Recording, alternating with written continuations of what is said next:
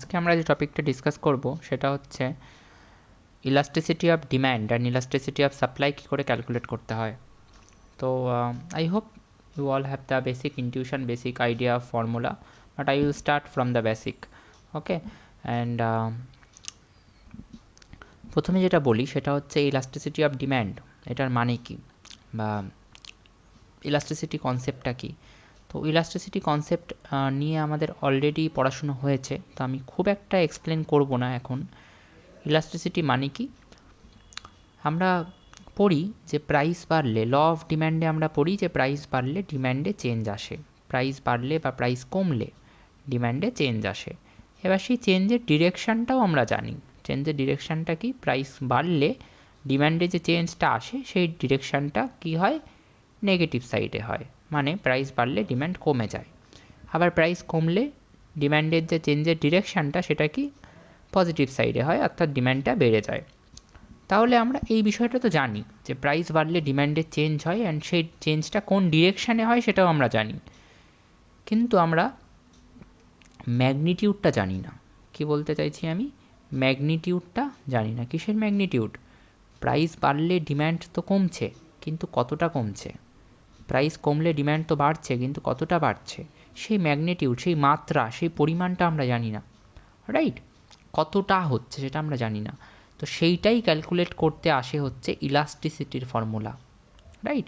ইলাস্টিসিটির formula আমাদেরকে কি বলে, যে 1% যদি প্রাইস চেঞ্জ হয়, ধরে নিলাম বেড়ে গেল, 1% প্রাইস বেড়ে গেল, ডিম্যান্ড কত পার্সেন্ট কমছে, ডিম্যান্ড কত পার্সেন্ট কমছে, বা 1% প্রাইস কমে গেল, ডিম্যান্ড কত পার্সেন্ট বাড়ছে। এই যে সংখ্যাটা, এই সংখ্যাটাই আমাকে কে বলে দেবে, এই সংখ্যাটাই আমাকে বলে দেবে হচ্ছে ইলাস্টিসিটির ক্যালকুলেশন করার পর যে নাম্বারটা আসছে সেটা। এখানে যদি 5 বসে, তার মানে কি 1% যদি প্রাইস বেড়ে যায়, ডিম্যান্ড কত পার্সেন্ট কমছে, 5% কমছে, তাহলে প্রাইস ইলাস্টিসিটি অফ ডিম্যান্ডের ভ্যালু কত হবে, 5 হবে। বোঝা গেল? এখানে ধরো 3 বসলো, তার মানে কি 1% প্রাইস যদি কমে যায়, ডিম্যান্ড কত পার্সেন্ট বাড়ছে, 3% বাড়ছে। একটু ইন্টারপ্রেট করে বলতে চাইলে বলা যেতে পারে যে ধরো জিনিসটার দাম 100 টাকা ছিল, ডিম্যান্ড করা হতো ধরো 100 ইউনিট। একটু মানে আমি র এক্সাম্পল দিচ্ছি, জিনিসটার দাম কত ছিল, 100 টাকা, 100 ইউনিটই ডিম্যান্ড করতাম আমি। তো প্রাইস 1% বেড়ে গেল, 1% প্রাইস বেড়ে গেল মানে কত, 101 টাকা হলো। এবার আমি এখন কি করছি, ডিম্যান্ডটা 5% কমিয়ে দিয়েছি, মানে এখন কত কোয়ান্টিটি বা কত ইউনিট ডিম্যান্ড করছি, 95 ইউনিট ডিম্যান্ড করছি, রাইট? তো সেটা আমরা কি দেখে বুঝতে পারলাম, এই প্রাইস ইলাস্টিসিটি অফ ডিম্যান্ডের যে ভ্যালুটা সেটা দেখে আমরা বুঝতে পারলাম। সেটা এইভাবে তোমরা এই গল্পটার মাধ্যমে খুব সহজেই বুঝতে পারবে, ঠিক আছে? এবার এর একটা ফর্মুলা আছে, ফর্মুলাটা কী করে আসে সেটা আমার আগের ভিডিওগুলোতে এক্সপ্লেন করা আছে, তো সেটা আমি এখন এক্সপ্লেন করছি না, আমি ডাইরেক্ট ফর্মুলাটাই লিখছি। ই সাবস্ক্রিপ্টটা বলতে পারো, ই সাবস্ক্রিপ্ট পি, এইটা হচ্ছে, এটার মানে কি, এটা মানে হচ্ছে প্রাইস ইলাস্টিসিটি অফ ডিম্যান্ড, এটাকে এভাবে লেখা হয়, ইপি দিয়ে লেখা হয়। ফর্মুলাটা কি, ফর্মুলাটা হচ্ছে del q by del p into p by q, বা p zero by q zero দিয়েও লেখে অনেকে। এখানে ডেল কিউটা কি, ডেল কিউটা হচ্ছে যে কোয়ান্টিটি ডিম্যান্ড এখন কতটা করা হচ্ছে, মাইনাস কোয়ান্টিটি ডিম্যান্ড আগে কতটা করা হচ্ছিল, এখন কতটা করা হচ্ছে সেটাকে কোয়ান্টিটি ডিম্যান্ড 1 বলা হচ্ছে, মাইনাস আগে কতটা করা হচ্ছিল সেটাকে কোয়ান্টিটি ডিম্যান্ড 0 বলা হচ্ছে। ডেল পিটা কি, প্রাইস এখন কতটা মাইনাস প্রাইস আগে কতটা ছিল, ঠিক আছে? আর পি জিরোটা কি, পি জিরোটা তো বুঝতেই পারছো, ইনিশিয়াল প্রাইস আগে কতটা প্রাইস ছিল, রাইট? ইনিশিয়াল প্রাইস, ঠিক আছে? আর কিউ জিরোটা কি তাহলে বোঝা যাচ্ছে আশা করি, কিউ জিরোটা কি, initial quantity, initial quantity demanded, কতটা কোয়ান্টিটি আগে ডিম্যান্ড করা হতো। ওকে, হলো। বা তোমরা চাইলে বোঝার সুবিধার্থে এটাকে কিউডি জিরোও ধরতে পারো, কিউডি জিরোও ধরতে পারো, একই ব্যাপার, এটাই। ঠিক আছে, এবার আমরা একটা অঙ্ক দেখি। এই ফর্মুলাটা কাজে লাগিয়ে আমরা অঙ্কটা করব, কিন্তু অঙ্কটা দেখার পর তোমাদেরকে একটা মজার ব্যাপার বলবো। অঙ্কটা কি দেখো, আমরা জাস্ট আমাদের কাছে একটা দেওয়া আছে, প্রাইস দেওয়া আছে $60, $60 যখন প্রাইস, তখন ডিম্যান্ড কত মিলিয়ন হতো? 22 মিলিয়ন। সাপ্লাইয়ের কনসেপ্টে পরে আসছি। প্রাইস যখন $80 হয়ে গেল, ডিম্যান্ড কমে গেল 20।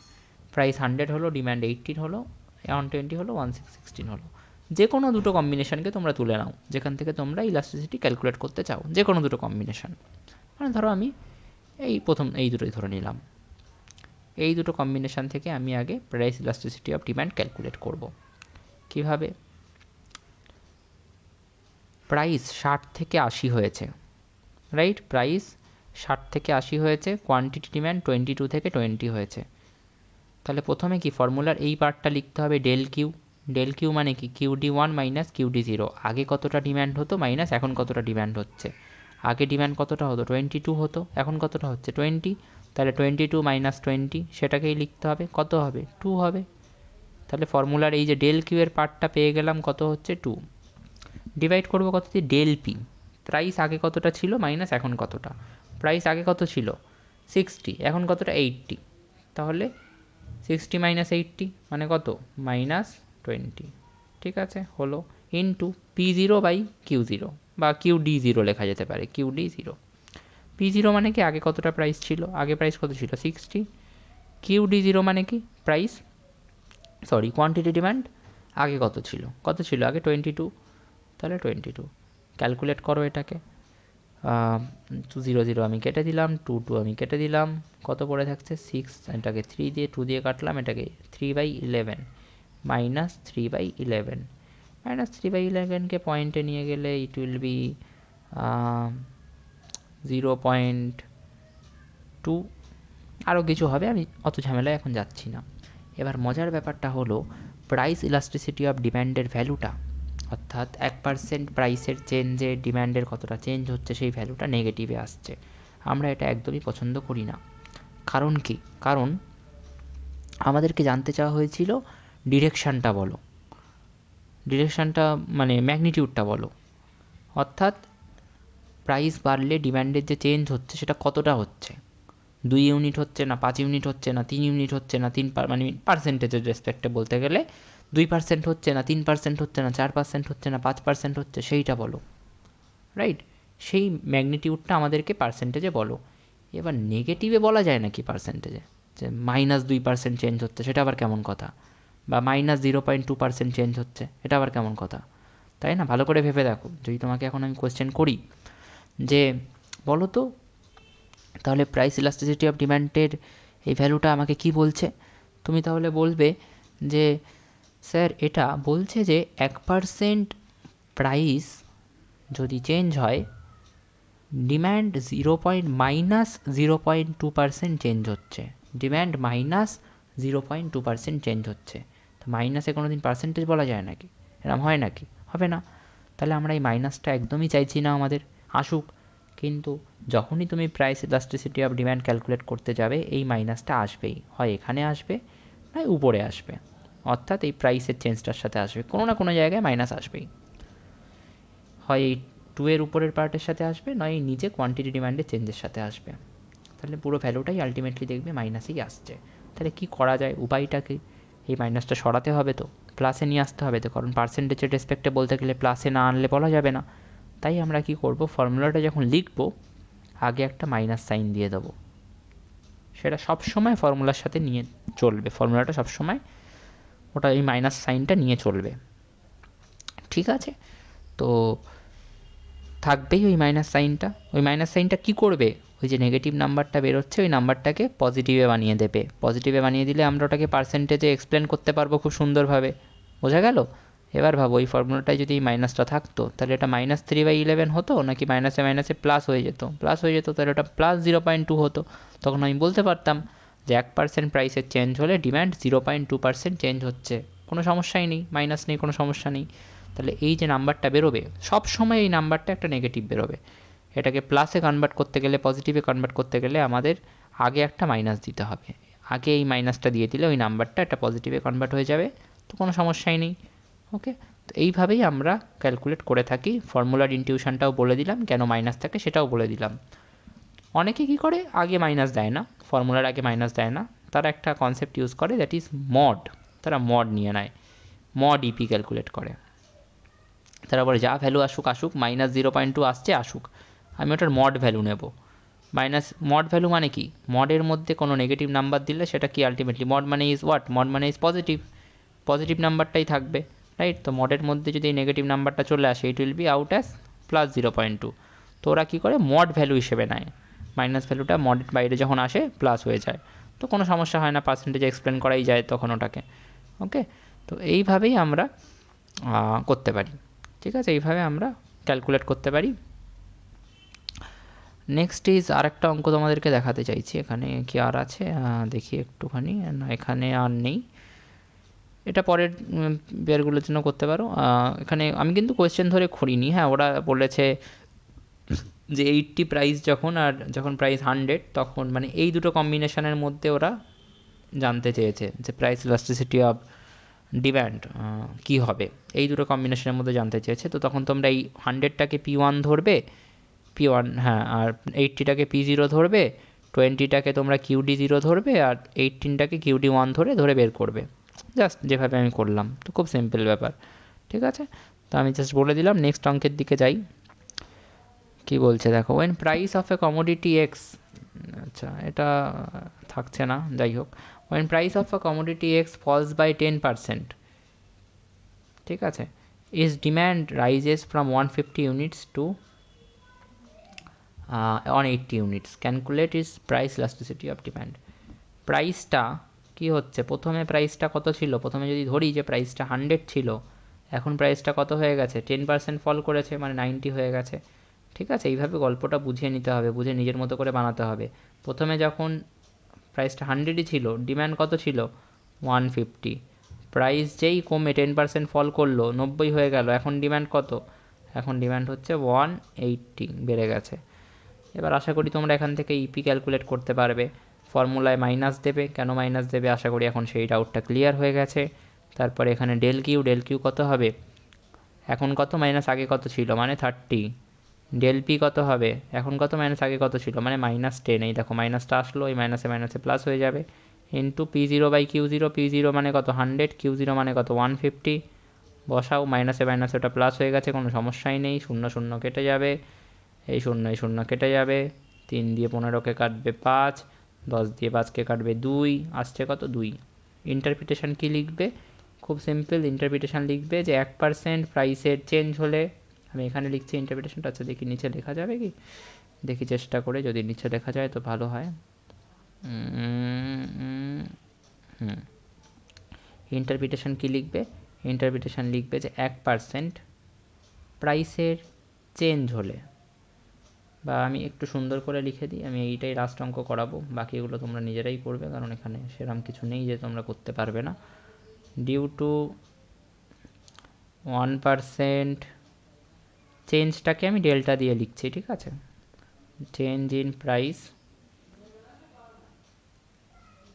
ডিম্যান্ড চেঞ্জটাকে আবার ডেল্টা দিয়ে লিখছি, চেঞ্জেস বাই 2%, এটাই এর ইন্টারপ্রিটেশন। আরও ভালোভাবে ইন্টারপ্রিটেশন কি লিখতে হয়, 1%, 1%, বা এইভাবে লেখো, due to 1% increase in price, 1% যদি প্রাইস ইনক্রিজ করে, ডিম্যান্ড ফল করছে কত পার্সেন্ট, ডিম্যান্ড ফলস বাই 2%, ঠিক আছে,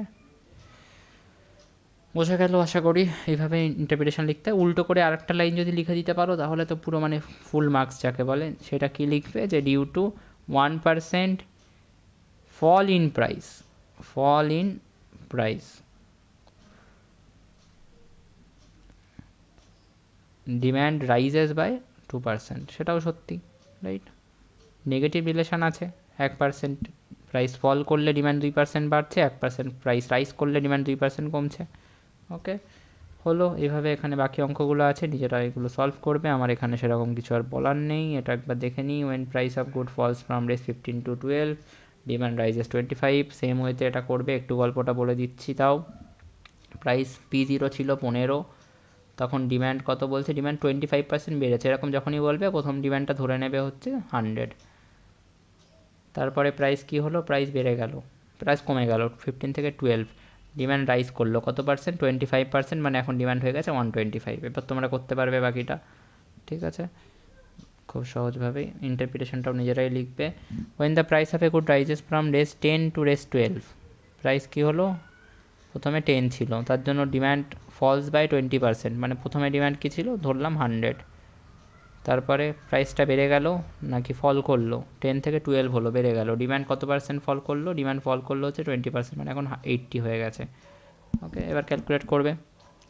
আর একটা পার্ট দিয়েছে, how much would be the percentage change in quantity demanded if the price rises from 10, how much would be the percentage change in is quantity demand if the price rises from 10 to unit to 30 per unit. আচ্ছা, price যদি মানে 10 থেকে 12 না হয়ে যদি প্রাইসটা 10 থেকে 13 হতো, ঠিক আছে, তখন পার্সেন্টেজ চেঞ্জ ইন কোয়ান্টিটি ডিমান্ডটা কী হতো সেটা জানতে চাইছে। তো দ্যাট ইজ, এটার একটা ফর্মুলা আমি তোমাদেরকে বলে দিই, EP, price elasticity of demand. আগে এখান থেকে ইপিটা ক্যালকুলেট করে নেবে, ঠিক আছে, এখান থেকে ইপিটা ক্যালকুলেট করে নেবে, করে না নিলে হবে না। ইপি এটাকে এইভাবে অনেকে লেখে, মানে আমাদের ফর্মুলাটা অ্যাকচুয়ালি ওইখান থেকেই এসছে, তো আমরা সেটাকে মডিফাই করে এটা লিখেছি, that is percentage change in quantity demand divided by percentage change in price. এখান থেকেই আমাদের ফর্মুলাটা এসছে, আগে একটা মাইনাস দিই, সেটাকে মডিফাই করেই আমার ফর্মুলাটা এসছে, আগের ভিডিওগুলো দেখলে এটা বুঝতে পারবে। এবার প্রাইসটা বলছে 10 থেকে 13 হয়েছে, মানে প্রাইসটা কত পার্সেন্ট চেঞ্জ হয়েছে, 3 ইউনিট চেঞ্জ হয়েছে, আগে 10 ছিল ইন্টু 100, রাইট, আশা করি পার্সেন্টেজ চেঞ্জের ফর্মুলা তোমরা জানো। তো ইট ইজ নাও বিকামিং 30%, প্রাইসটা কত পার্সেন্ট চেঞ্জ হয়েছে 30%, এখানে কত হবে, এখানে হবে 30%, রাইট, মানে 30 হবে অ্যাকচুয়ালি। আর percentage change in quantity demand, এটা জানতে চেয়েছে, এটা আননোন, এটাই বের করতে হবে। আর প্রাইস ইলাস্টিসিটি অফ ডিম্যান্ড, এটার ভ্যালু কি এখান থেকে বেরোবে, তো এই যে টেবিলটা তোমাদেরকে দিয়ে দিয়েছে এখান থেকে বের করতে পারবে, তো ধরো সেটা বেরিয়েছে 2, ধরে নিলাম কথার কথা, তোমরা বের করে দেখবে কত বেরোয়। তাহলে এবার ইপি এর জায়গায় 2 লিখলাম, এটার জায়গায় এক্স বাই 30 লিখলাম, তাহলে এক্সটা কত বেরোচ্ছে 60, তার মানে percentage change in quantity demand কত হচ্ছে 60, তার মানে আমরা কি বলতে পারি, how much would be the percentage change in is quantity demand, percentage change in quantity demand is 60 বা there is 60% change in the quantity demand. এইভাবে করতে হবে, এই পার্টটা নিজেরা করবে, করে নিয়ে ইপিটা এখান থেকে বসিয়ে দেবে, বসিয়ে দিয়ে বাকিটা ক্যালকুলেট করবে, ঠিক আছে। So this is it for today's class.